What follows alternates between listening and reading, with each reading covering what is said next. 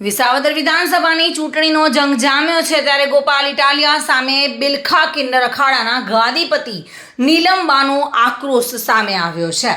ગોપાલ ઇટાલિયાના વાણી વિલાસને કારણે બિલખા કિન્નર અખાડાના ગાદીપતિ નીલમબાએ આજે પ્રેસ કોન્ફરન્સ બોલાવી ગોપાલ ઇટાલિયા સામે આકરા પ્રહાર કર્યા હતા। તેઓ જણાવ્યું હતું કે વિધાનસભાની આ ચૂંટણીને તમે સનાતન ધર્મ સાથે ન જોડશો અને સનાતન ધર્મના દેવી દેવતાઓ તેમજ કિન્નરો વગેરે પ્રત્યે તમે વાણી વિલાસ ન વાપરો, કારણ કે તેનાથી સનાતન ધર્મના સેવક સમુદાયની લાગણી દુભાય છે। થોડા સમય પહેલા ગોપાલ ઇટાલિયાએ પોતાના એક સભામાં વાણી વિલાસ કરતા કિન્નરો વિશે ટિપ્પણી કરી હતી, જેને લઈને બિલખાના મઠ ગાદીપતિ નીલમબાએ પૂરા આક્રોશ સાથે ગોપાલ ઇટાલિયા તરફ આકરો પ્રતિસાદ આપ્યો હતો।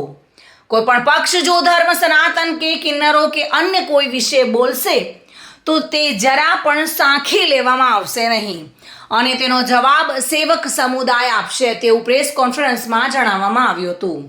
સાથે જ મતદારો પણ આ બાબતે વ્યથા જોવા મળી હતી। હવે જોવાનું એ રહ્યું કે ગોપાલ ઇટાલિયાના આ વાણી વિલાસને કારણે મતદાતાઓમાં કેવો પ્રતિસાદ મળે છે। રાજકારણની વાત રાજકારણની અંદર, આ ધર્મની વાત છે। ધર્મની અંદર મારું કહેવું એમ થાય છે કે બે પાડોશી ઝઘડા કરે તો માણસની જાત 12 મહિના 13 મહિના મગજની અંદર રાખે છે। તો ગોપાલ ઇટાલિયા આ શબ્દ ધર્મ વિશે બોલ્યા કે હજી પાછું કહું છું કે અમે તો કિન્નર છીએ, અમને તો ખૂબ આનંદ આવે છે, ખૂબ આનંદ આવે છે। કિન્નરો તો આદિ અનાદિથી ગાંધર્વ કિન્નરો ચારણો આ સૃષ્ટિનું સર્જન થયું ને ત્યારથી કિન્નરો છે અને કિન્નરો શું છે એ જાણવા માટે તો તમારે કિન્નરો પાસે આવી અને બેસવું પડે, ત્યાં તમને ખબર પડે કિન્નરો શું છે। આ અભદ્ર વાણી આવું કહી અને અમારા યજમાનોને આવું કહે છે અને કહે છે કે દીકરીઓ જે ભજન સત્સંગમાં નાચતી હોય એને નાચવાવાળી કહે છે। તો નવલા નોરતાની અંદર આપણા ભારતની અંદર તમામ દીકરીઓમાં જોગણીઓનો અવતાર લઈ અને ગરબા રમે છે, તો શું એને તમે ડિસ્કો કહેશો? ના। આ ધર્મની અંદર ગોપાલ ઇટાલિયાને મારે એટલું જ કહેવું છે કે જે કાર્ય કરવાનું હોય તમે પોતપોતાનું કરો। તમે કહો છો કે સાધુ સંતો કથાઓ કરે, બ્રાહ્મણો કથાઓ કરે, બધા કરી અને એના રોટલા શેકે છે, તો તમે શું કરો છો? મારું કહેવાનું એવું છે કે કોઈના ધર્મ વિશે, આપણે હિન્દુ ધર્મ, સત્ય સનાતન ધર્મ અને સત્ય અને શિવનો ધર્મ છે। આદિ અનાદિથી સનાતન ધર્મ ચાલ્યો આવે છે અને સનાતન ધર્મની અંદર તમામ સાધુ સંતો કિન્નરો જોડાયેલા છે અને સર્વ ધર્મ પ્રેમી એની અંદર જોડાયેલા છે। આ વિશે ન બોલવું જોઈએ। દેવી દેવતા સિવાય તો કોઈનો ઉદ્ધાર છે જ નહીં। માણસને જ્યારે કષ્ટ પડે ત્યારે માતાજી અને દેવી દેવતાનો સહારો લેવો પડે છે। તો એક દિનના સમય ગોપાલ ઇટાલિયા એવું કહે છે કે આ કથાઓ, આ તુલસી માતાજી, આ બધું ઢોંગ છે। આ સત્યનારાયણની કથા આદિ અનાદિથી આવેલી આવે છે, ધર્મ વિશે બોલે છે। તો આજે પોતે મંદિરની અંદર જઈ અને ભગવાન પાસે જીતવાની માગણી કરે છે અને જીતવા હારવાનો ડર કોને હોય કે જેને એવા કર્મ કર્યા હોય એને, અને રાજયોગ્ય તો એક એના લલાટમાં લખેલો હોય છે।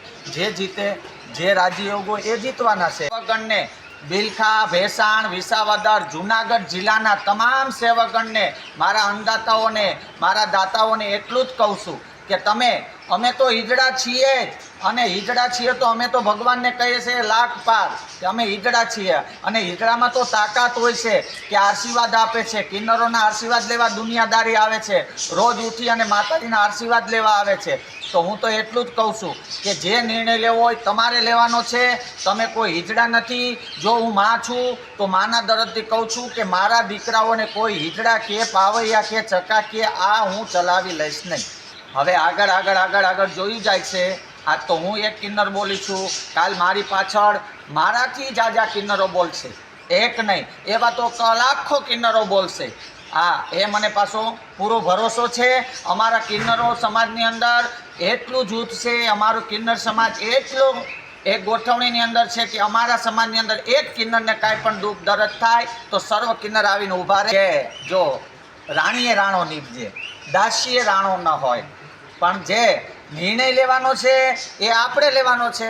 આપણે જોઈ જાણીએ, આપણે મતદાન, જો દાતા કેને કહેવાય, આ બળતરા એની જ બોલે છે કે અમને જે દાતાઓ અમને દાન કરે છે એને છક્કા પાવૈયા હિજડા બોલે છે, એટલે મારે આ વિરોધ કરવો પડ્યો છે। બાકી મને કોઈ વિરોધ કાંઈ છે નહીં, પણ મારા યજમાનોને છક્કા પાવૈયા કહીને બોલાવ્યા એટલે આ વિરોધ ગોપાલ ઇટાલિયા સામે કર્યો છે। શ્યામ ચાવડા સાથે bureau report, today Gujarati news.